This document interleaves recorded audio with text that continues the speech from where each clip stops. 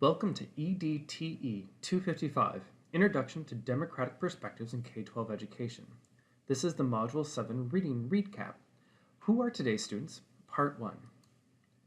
In this chapter, we learn that the demographics of the U.S. student population continues to change in a variety of ways for a variety of characteristics, including the socioeconomic status of students, which is often abbreviated as SES.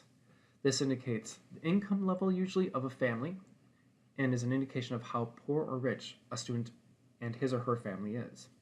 We also see that the ethnic and heritage diversity of students in the United States population continues to change in a variety of ways. We also note that there are language differences among our students in regard to their first and second languages and also the first language that is spoken primarily in the home. We also note the changing religious makeup of our students. Additionally, we notice that there is a change in the ability of our students in our classrooms in regard to special needs, both in terms of special education and gifted and talented education, as inclusion becomes more of the primary mode of education.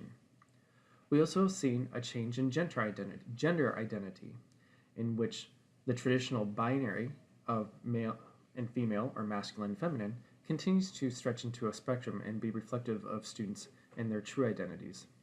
We also have seen a change in the presence of students' sexual orientation and how that influences the demographic of students, and also need to note the political affiliation of our students and how they might be different.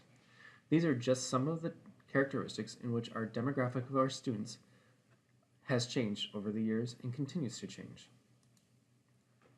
We also have seen changes in laws and culture which also affect who is in our classroom and how they identify.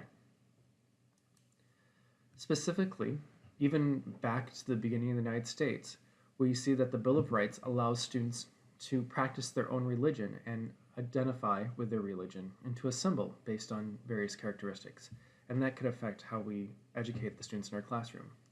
We also saw bills that ensure education for all with the Elementary and Secondary Education Act in the mid-1900s.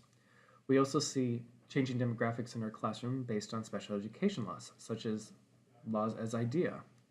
And we also see that gifted and talented students are welcomed in our classroom and are encouraged to have differentiation and acceleration in our classrooms based on the Marlin Report to Congress.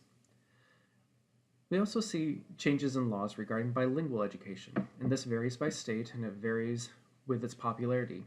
Currently, we're in a trend and a situation where bilingual education is encouraged to educate students in both their first and second language to help them learn both in their first language and also in English as their second or third language.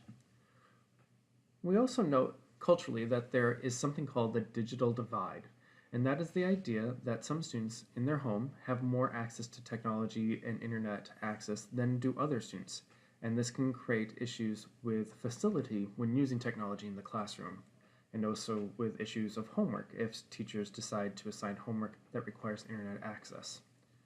And then we also have seen changes culturally regarding openness to sexual orientation and gender identity.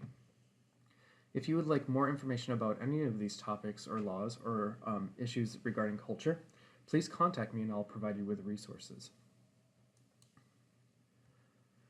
Finally, in this chapter, we also learn that teachers, both new and old, need continuous training to meet the changing needs of the students in their classrooms.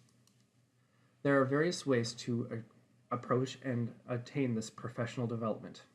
In fact, many schools provide professional development to their teachers on a quarterly or tri-quarterly basis to meet changes in laws and meet the changing demographic of their students.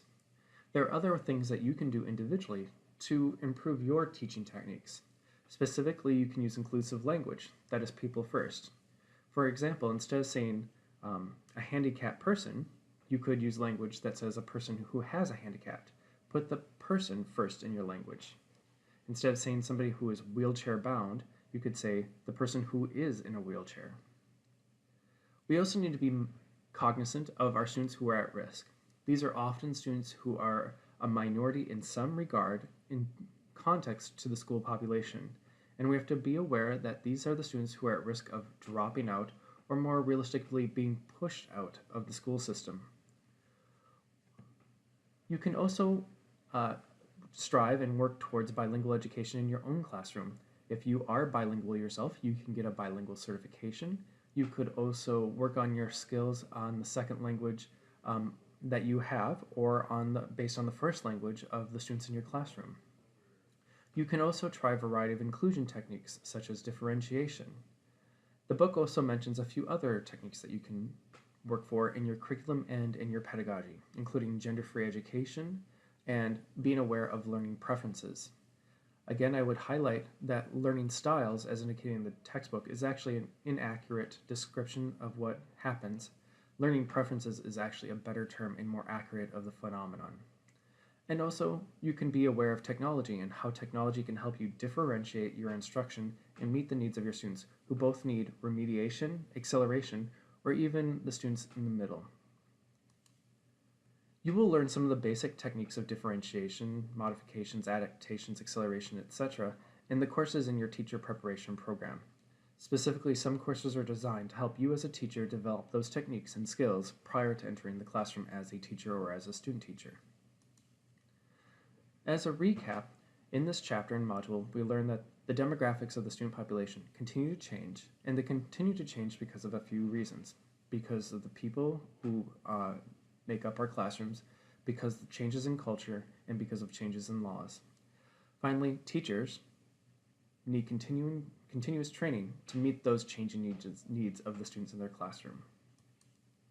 If you have any questions, you can contact me via email. Also, as always, make sure to take the quiz based on the chapter and to post your initial response and replies to the discussion board.